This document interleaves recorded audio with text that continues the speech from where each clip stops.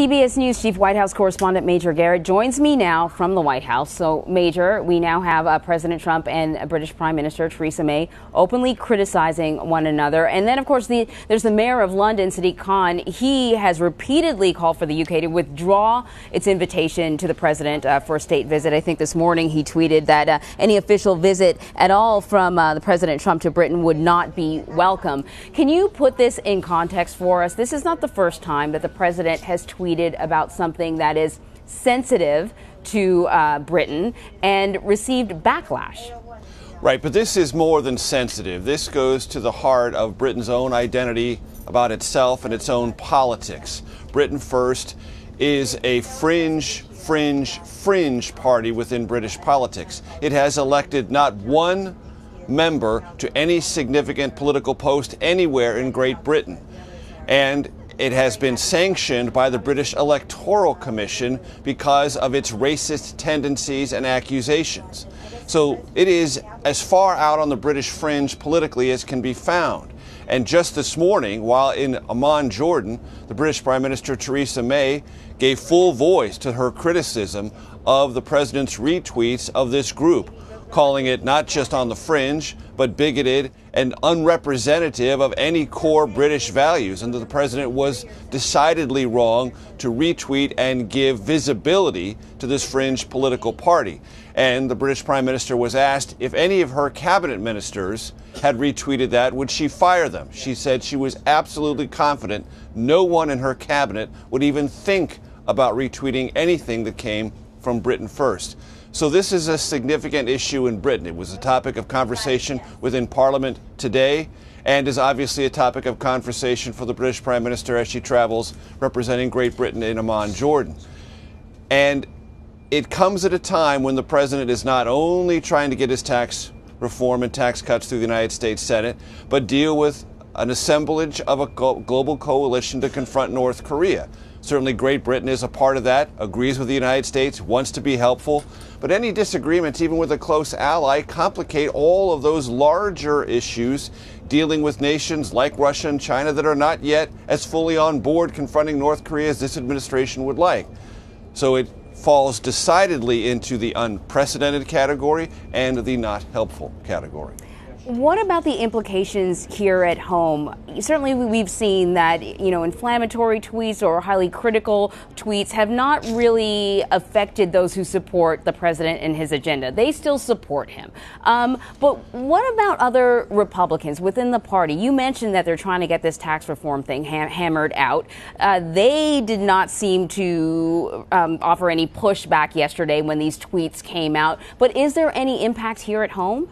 Well, Lindsey Graham, a Republican senator from South Carolina, did say that this would have a tendency to embolden either nationalist political groups or separatist groups, either in Britain or the United States. So he was critical. But you're right. In large measure, most Republicans stayed silent because they are working so hard to try to get a consensus, a 50-vote plus one consensus in the United States Senate behind this very large and structurally very important piece of legislation dealing not just with corporate tax rate reductions, personal tax rate reductions, and some reforming of the federal tax code. That's a big legislative lift, very complicated, not just in terms of policy, but complicated in all of its current and future political implications. And Senate Republicans are trying to focus relentlessly on that and would prefer the president not to distract them or the country from that important work. They'd like to get some credit for working on tax cuts and not have to deal with extraneous distractions such as this.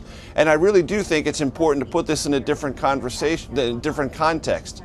This is not just an inflammatory tweet. This is a group in Britain that would almost have no comparison in the United States outside of the Ku Klux Klan. And David Duke, a former leader of that organization, complimented the president for that. So it has to be viewed in not only that context, extremely strange and extremely outside the mainstream of politics in the United States and Britain, but you have to look at it as part of a week where the president has moved visibly and repetitively into these racially charged areas, calling Elizabeth Warren Pocahontas, talking about Democrats who are unwilling to come over here for a meeting on resolving budget issues, being soft on crime and wanting illegals to come into the United States in great numbers, criticizing African-American NFL players for kneeling instead of standing during the national anthem.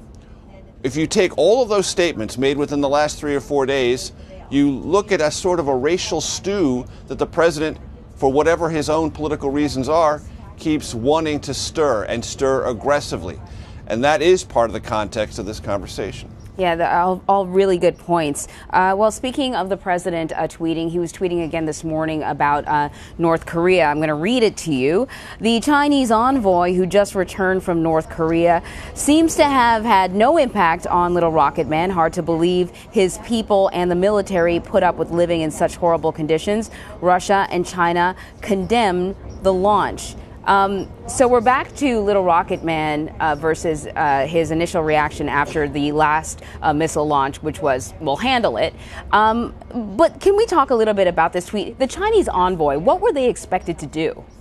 Well, there's a bit of a complicated backstory to all this. When the president left China as part of his 5-nation trip to Asia, which myself and Margaret Brennan, my colleague, covered, the president made a big deal on Twitter of saying that, hey, I just reached an agreement with the Chinese to send an envoy to North Korea to work really aggressively on this issue. The Chinese Foreign Ministry immediately said, no, it was a pre-scheduled arrangement to have this envoy go to North Korea. There are lots of issues. They were going to be discussed anyway. They're not the result of either presidential persuasion or presidential pressure from the United States. So there was a clash of context over what that envoy's meeting was in the first place.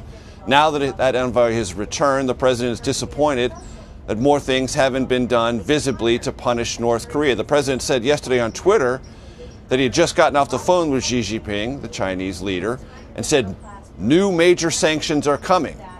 We asked the White House, does that mean U.S. sanctions or Chinese sanctions? Both, we were told. Nothing happened yesterday. We're told they're in the pipeline. There is something coming that may be announced in the coming hours or sometime later today or possibly tomorrow. Whether those come or not, we'll have to wait and see, and how important they are, we can evaluate at that time. But one thing is constant. The administration wants China to do more, urges China to do more, and points to events such as happened earlier this week with this technologically advanced testing of an intercontinental ballistic missile, saying to the Chinese, the North Koreans are not messing around. They are advancing as rapidly technologically as possible. This is no longer an abstract or theoretical threat. It is a real one, and the time window to deal with it diplomatically is closing. And that message is constant from this White House. How the Chinese respond and whether or not they're willing to take the steps this president is urging China to take still remains the most important part of this story. Indeed. Major Garrett at the White House. Thank you so much, Major. Sure. The Trump administration is